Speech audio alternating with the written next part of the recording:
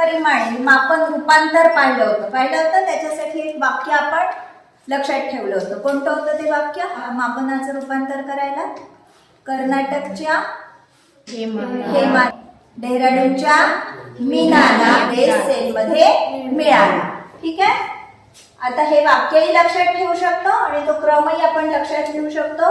जिथे कुठे मापनाची उदाहरणं उदाहरणं येणारच परीक्षेमध्ये, मापनाची उदाहरणं येणारच. कच्च्या याच्यामध्ये आपण हे लिहून ठेवायचं. काय? त्यालाच आपण थोडक्यात कसं म्हणणार? मी से देमी देहे की. काय? मी से देमी देहे की. ठीक आहे. हेही लक्षात ठेवायचं. हे पक्क हा मंत्रच पाठ करून टाकायचा. काय मंत्र? मी से देमी देहे की किंवा आपलं ते वाक्य. ठीक आहे. कर्नाटकच्या हेमाला व डेहराडूनच्या मीनाला ड्रेस सेलमध्ये मिळाला. ठीक आहे. हे आपण पटकन कच्च्यामध्ये लिहून ठेवायचं आणि अशा प्रकारची कुठे उदाहरणं आली तर आपल्याला ते कामात येणार आहे. हा, वाचा उदाहरण. 8 मीटर 24 सेंटीमीटर लांबीच्या एका लोखंडी पाईपचे 80 मिलीमीटर लांबीचे समान तुकडे केले तर त्या पाईपचे एकूण किती तुकडे तयार होतील? ठीक आहे. आता आपल्याला दिलेला आहे पाईप 8 मीटर 24 सेंटीमीटर मध्ये आणि तुकडे किती कशामध्ये करायला सांगितले? मिलीमीटर मध्ये. कशामध्ये करायला सांगितले? मिलीमीटर मध्ये. मग आता ह्याचं रूपांतर आपण कसं करणार?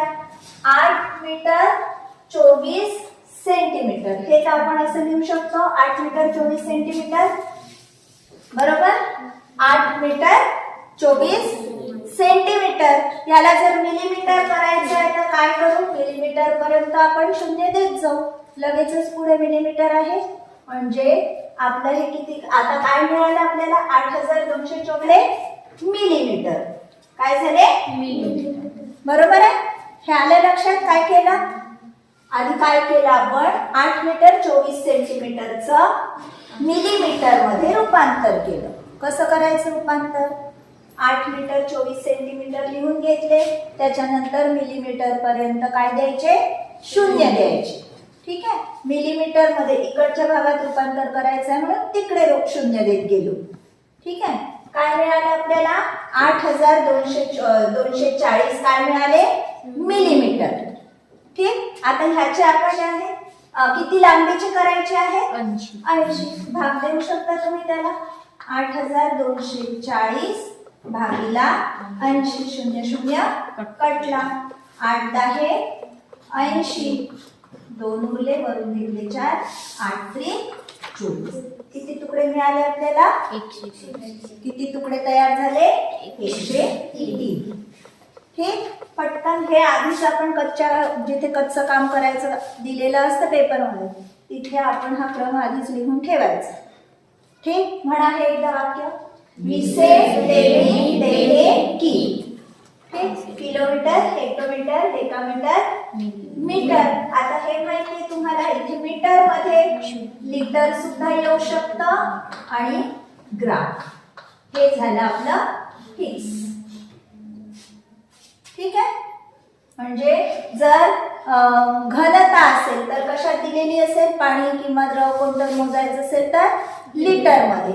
लांबी असेल तर मीटर मध्ये आणि वजन असेल तर ग्रॅम.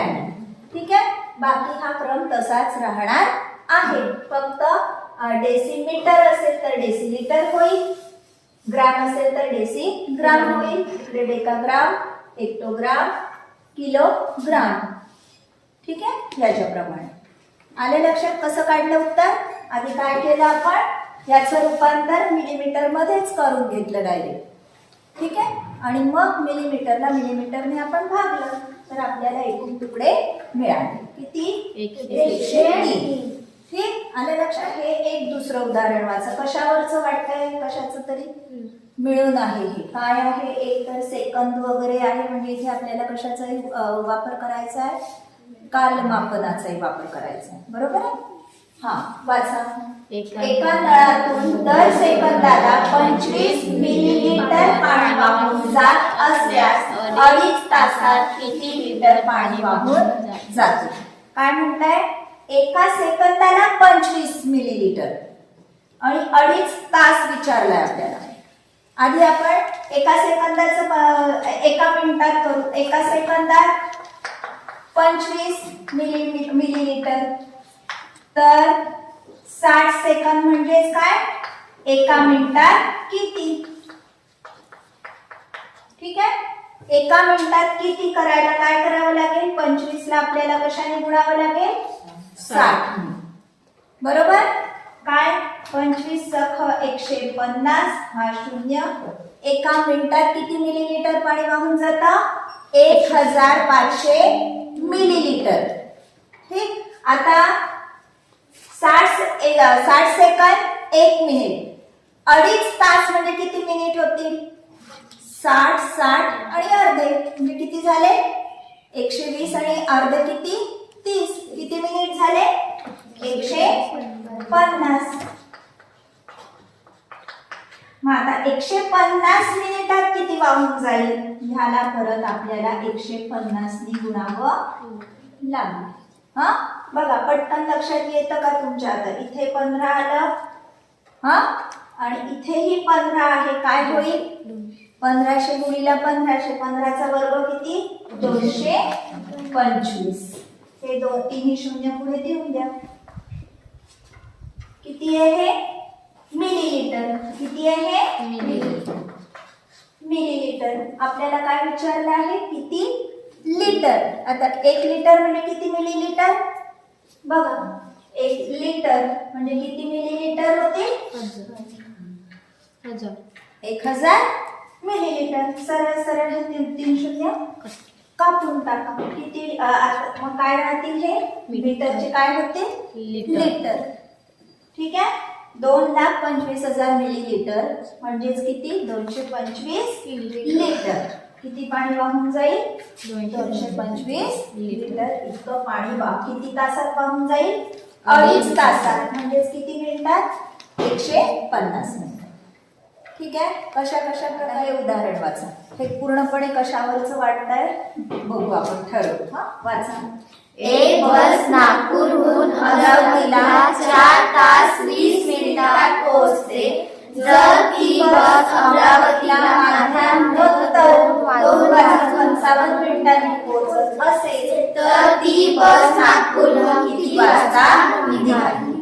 कशावरचं आहे? पूर्णपणे कालमापनावरचं आहे. काय म्हटलेलं आहे? ती दिलेलं काय आहे? तिला किती वेळ लागलाय हे दिलं आहे आणि ती किती वाजता पोहोचली ते दिलेलं आहे. ठीक आहे. किती वाजता पोहोचली?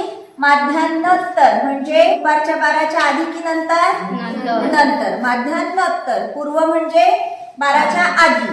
ठीक आहे. माध्यान्होत्तर 2:55 मिनिटांनी. तिला वेळ किती लागलाय? 4 तास 20 मिनिट. ठीक.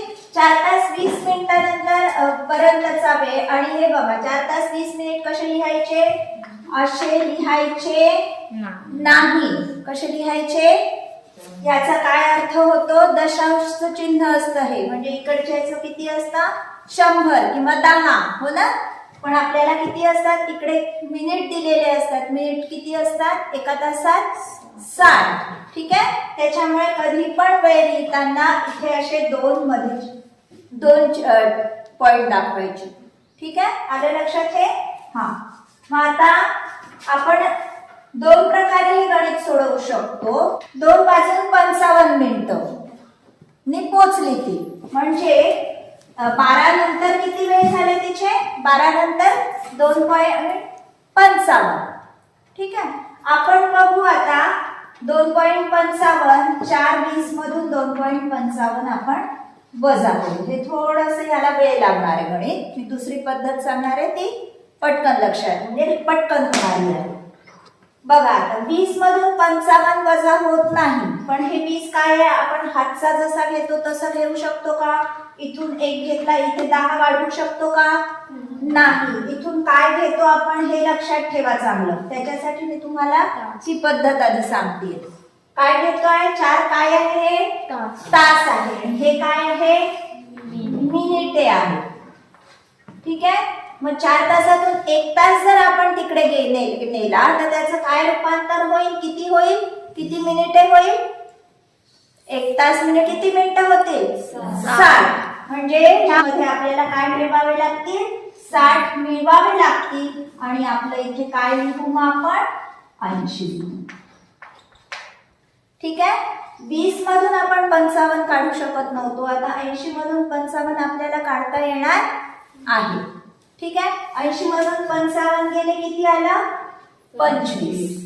ठीक. आता इथून एक गेलेला आहे 1 तास तिकडे, म्हणजे इथे किती तास राहिले?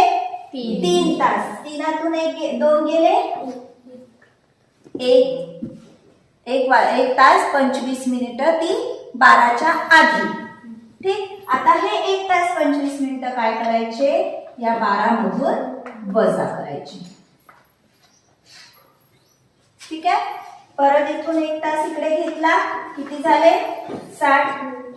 60 मधून 25 गेले 35. 11 मधून 1 गेला 10. किती वाजता निघाली ती? माध्यान्ह पूर्व 10 वाजून 35 मिनिटांनी निघाली. काय काय केलं आपण? आधी 12 नंतर किती वेळ? 2:55 आपल्याला दिसतंय. 12 नंतर किती तास लागले? 2 वाजून 55 मिनिटांनी पोहोचली, म्हणजे सरळ सरळ 2 तास 55 मिनिटं दुपारच्या 12 नंतर लागले. ठीक आहे. पण एकूण किती लागले तिला? 4 तास 20 मिनिटं. मग 12च्या आधी किती वेळ लागला हे काढायला आपण काय केलं? आधी 4 तास 20 मिनिटांमधून 2 तास 55 मिनिटं वजा केले. किती आलं? 1 तास 25 मिनिटं. आणि 1 तास 25 मिनिटं 12च्या आधी ती निघाली. समजला? दुपारच्या 12च्या आधी किती तास आधी निघाली ती? 1 तास 25 मिनिटं आधी निघाली. म्हणजेच किती वाजता निघाली? 10:35. काय? माध्यान्ह पूर्व. बघा इथे 10:35 दिसताय, पण गडबडीत ह्याला मार्क कराल का? नाही. इथे काय आहे? माध्यान्होत्तर आहे, पण ती केव्हा निघाली? माध्यान्ह पूर्व निघाली. ठीक आहे. हे आहे पूर्ण. लक्षात आलं कसं कसं करायचं? हातचा कसा घ्यायचा? कालमापनाच्या बेरीज वजाबाकीमध्ये लक्षात आलं? हातचा घेतो म्हणजे काय करतो आपण? 1 तास घेतो म्हणजे काय करतो? 60 मिनिटं घेतो. जर मिनिट सेकंदाचं असेल तर 1 मिनिट घेतो म्हणजे 60 सेकंद घेतो. ठीक आहे. आलं लक्षात हातचा कसा घ्यायचा? आता समजा हे पटकन आपल्याला सोडवायचं आहे. पटकन सोडवायचं असेल, बघा तुम्हाला कोणती सोपी वाटते ती पाहायचं तुम्ही. आता बघू आपण. माध्यान्होत्तर 2 वाजून 55 मिनिटं. जर तुम्हाला सकाळच्याच वेळाचं सांगितलं, सकाळी 8 वाजता निघाली आहे आणि सकाळी माध्यान्हपूर्व 8 वाजता निघाली आहे आणि माध्यान्हपूर्व 10:30ला पोहोचली आहे. तुम्ही काय कराल? सरळ सरळ 10:30 म्हणजे 10 वाजून 30 मिनिटातनं 8 काय कराल? वजा कराल. किती वेळात पोहोचली? 2 तास 30 मिनिटात पोहोचली. ठीक आहे सोपं. पण इथे काय झालं? निघाले माध्यान्हपूर्व, पोहोचले माध्यान्होत्तर. तुम्हाला डायरेक्ट अशा पद्धतीने जर हे किती ताशी घड्याळात दिलेलं आहे? 12 ताशी.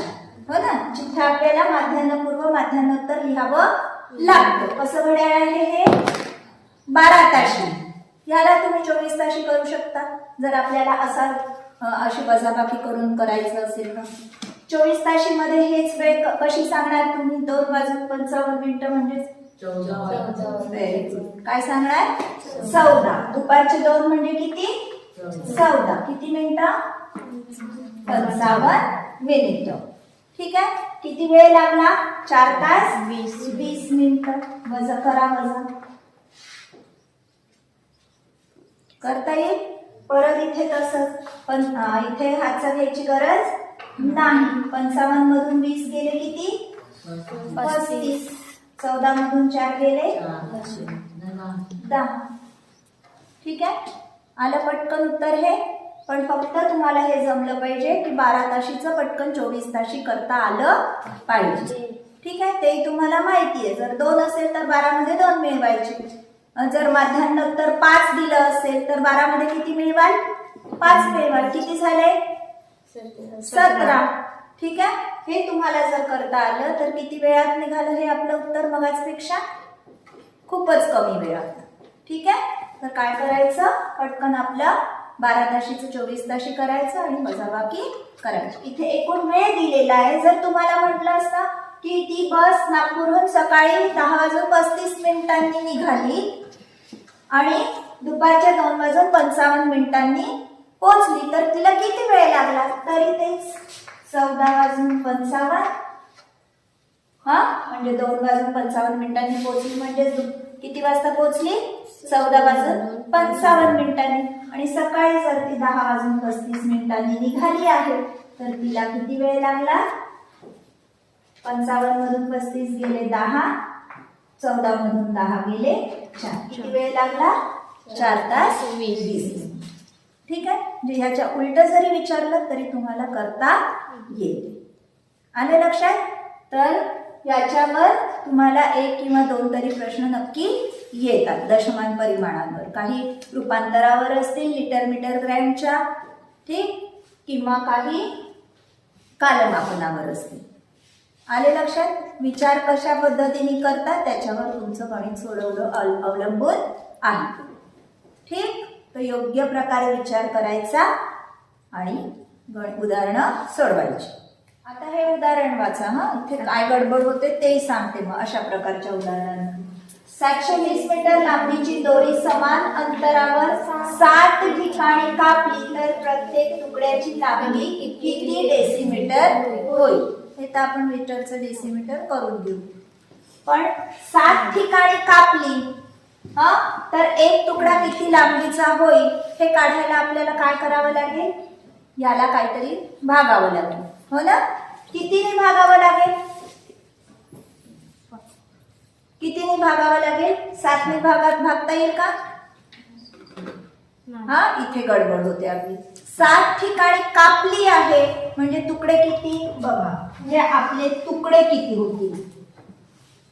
ठीक आहे, ही समजा एक दोरी आहे. 1 2 3 4 5 6 7. किती ठिकाणी कापली? किती तुकडे झाले मोजा? 1 2 3 4 5 6 7. ठीक आहे, जर 5 ठिकाणी कापली असेल तर किती तुकडे होतील? 6. 4 ठिकाणून कापली तर किती तुकडे होतील? 5. ठीक आहे, ही गोष्ट चांगली लक्षात ठेवायची. 7ने भागणार का? नाही. एकूण तुकडे किती होतील आपले? 8 होतील. 7 ठिकाणी कापली तर 8 तुकडे होतील. मग आपण 720 ला तुम्ही कितीने भागाल? मग किती तुकडे झाले आपले? 8 झाले. 8 9 72 आणि आपले 90 मीटरचे आपल्याला तुकडे मिळतील. 90 मीटर म्हणजेच किती डेसिमीटर? 1 मीटर बरोबर 10 डेसिमीटर. म्हणून 90 ला सरळ सरळ काय करणार? 10 ने गुणणार किंवा न गुणता सरळ समोर 1 शून्य देणार म्हणजे आपल्याला मिळालं 900 डेसिमीटर. ठीक आहे, किंवा आधी तुम्ही करू शकता डायरेक्ट ह्याचे डेसिमीटर.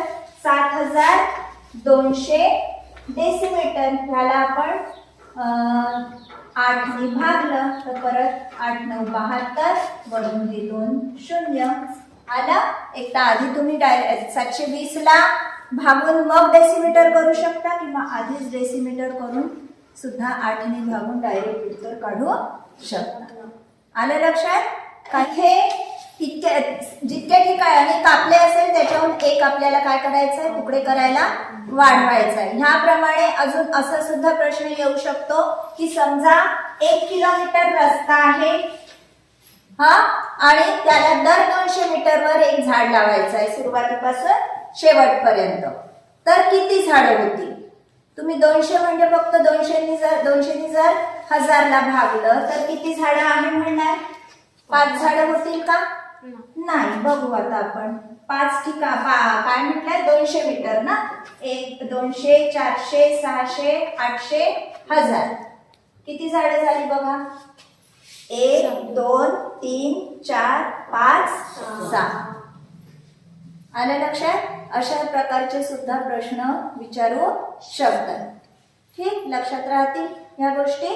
काय करायचं आहे? एक वाढवायचा आहे आपल्याला. एक वाढवायचा किंवा सांगितलं की फक्त मध्येच झाडं लावायची आहे, बाजूला लावायची नाही आहे, तर मग काय करावं लागेल आपल्याला? फक्त 200 मीटरवर म्हणजे 4च झाडं होतील. समजलं? 5 भाग झाले आहेत. पहिल्या आणि शेवटी लावलं नाही म्हणजे आपल्याला किती झाडं लावावी लागतील? 4 झाडं. 1 2 3 4. जर दोन्ही बाजूला लावायचे असतील तर ह्याच्यामध्ये पहिला आणि शेवटचा परत ऍड करायचा. आलं लक्षात? अशा प्रकारचे उदाहरणं येतील, ते असे विचार करून सोडवायचे. व्हिडिओ आवडल्यास नक्की लाईक, शेअर आणि कमेंट करा. आणि हो, सबस्क्राईब केलं नसेल तर अवश्य सबस्क्राईब करा, म्हणजे मी नवीन अपलोड केलेल्या व्हिडिओजचे तुम्हाला नोटिफिकेशन्स मिळतील. धन्यवाद.